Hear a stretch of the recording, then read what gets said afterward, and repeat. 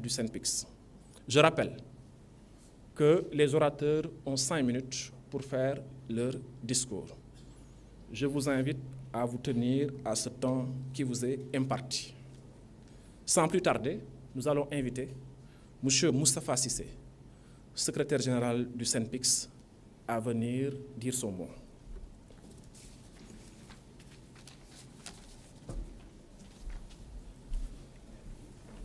Merci Fall. Excellence, Monsieur le Président de la République, Monsieur le Premier ministre, Monsieur le ministre du Travail, de l'Emploi et des Relations avec les institutions, Mesdames, Messieurs les membres du gouvernement, Messieurs, Mesdames les secrétaires généraux de centrales syndicales, Mesdames, Messieurs les représentants du patronat, Mesdames, Messieurs, en vos rangs, grades, qualités, tout protocole respecté. En ce 1er mai 2026, jour du travail et de la mémoire, nous venons porter la voix collective de la presse sénégalaise. Nous ne venons pas quémander des privilèges.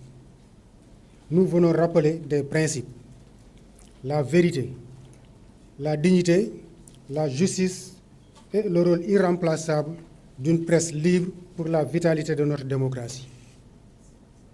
Quand nos rédactions s'affaiblissent, c'est la République qui perd sa capacité à se regarder, à se corriger et à progresser. De ce qui précède, nous avons relevé 7 points. En premier, nous avons soldé les dettes, rétablir les conventions et sécuriser un financement pérenne. Les arriérés dus aux entreprises de presse et aux organes audiovisuels publics ne sont pas de simples chiffres. Ce sont des salaires différés, des investissements retardés, des rédactions fragilisées. Nous demandons la réalisation immédiate d'un audit indépendant, la publication transparente des résultats et l'ouverture d'un fonds de régularisation assorti d'un calendrier de paiement trimestriel contraignant. Le règlement de ces dettes est une obligation morale et politique. Il est la condition minimale pour que la presse puisse s'adapter au modèle économique imposé par le numérique. En deux, adapter le modèle de financement à l'ère numérique. La transition digitale a bouleversé nos recettes et nos modes de production.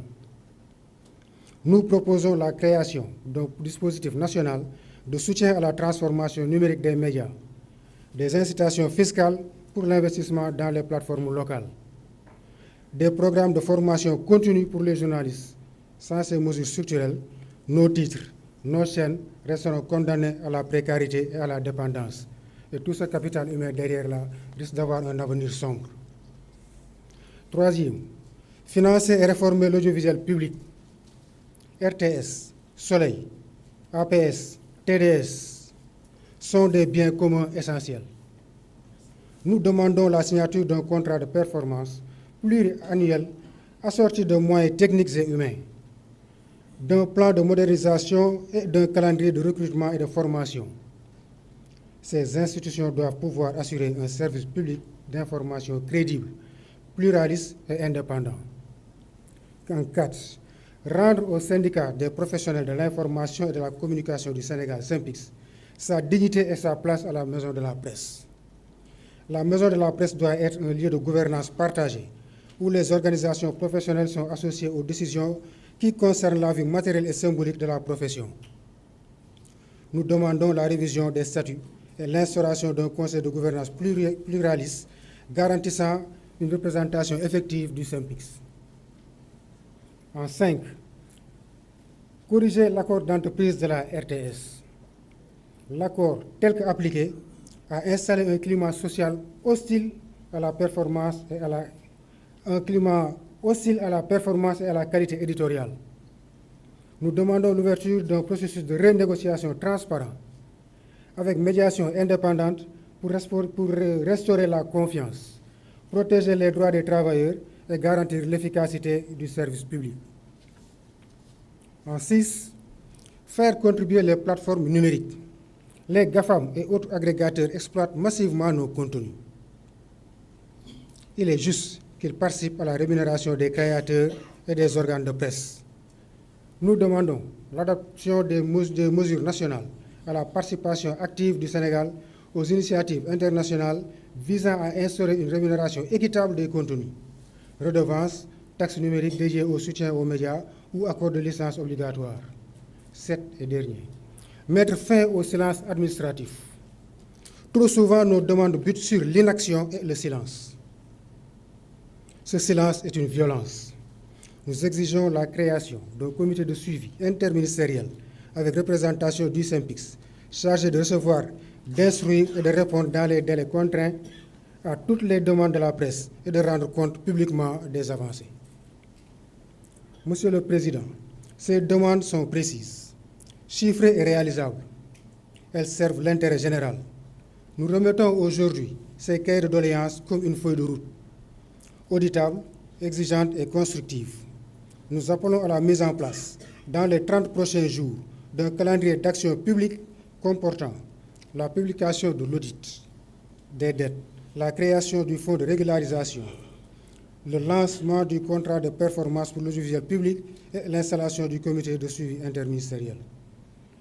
Chers confrères et consoeurs, travailleurs de l'information, citoyens, notre combat est celui de la vérité, de la dignité et du service public. Monsieur le Président, la nation vous regarde. L'histoire jugera les actes plus que les paroles. Agissez pour que la presse sénégalaise retrouve sa force et avec elle la vitalité de notre démocratie. Avant de terminer, je voudrais attirer votre attention sur les 2 articles 112 et 158 du nouveau Code du travail déjà adopté en Conseil des ministres. Monsieur le Président, pour conclure, je voudrais exprimer le souhait sincère de vous voir accorder une audience au patron de presse en ou sans ma présence. Ce moment de dialogue direct serait une étape décisive pour renforcer la confiance et ouvrir la voie à des solutions concrètes. Je vous remercie par avance de l'attention que vous porterez à cette requête. Investir dans la presse, c'est investir dans la liberté. Une république qui protège sa presse, protège son avenir. Vive le Sénégal, vive la liberté de la presse, vive les professionnels des médias et de la communication. Je vous remercie de votre aimable attention.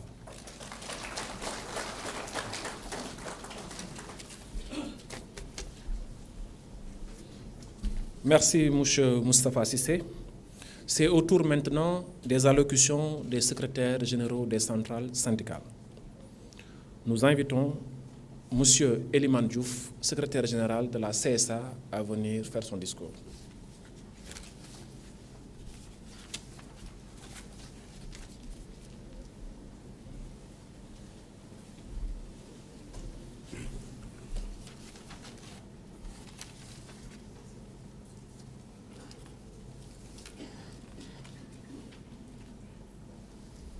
Excellences, Monsieur le Président de la République, Monsieur le Premier ministre, Monsieur le ministre de la Fonction publique, du Travail et de la Réforme du service public, Messieurs les ministres, Monsieur le Président du Haut Conseil du dialogue social, Madame, Messieurs les représentants des organisations patronales, Mesdames et Messieurs, camarades secrétaires généraux et chers participants, honorables invités à vos rangs, titres et grades. En ce 1er mai, Journée internationale des travailleurs, la Confédération des syndicats autonomes du Sénégal se tient devant vous avec un profond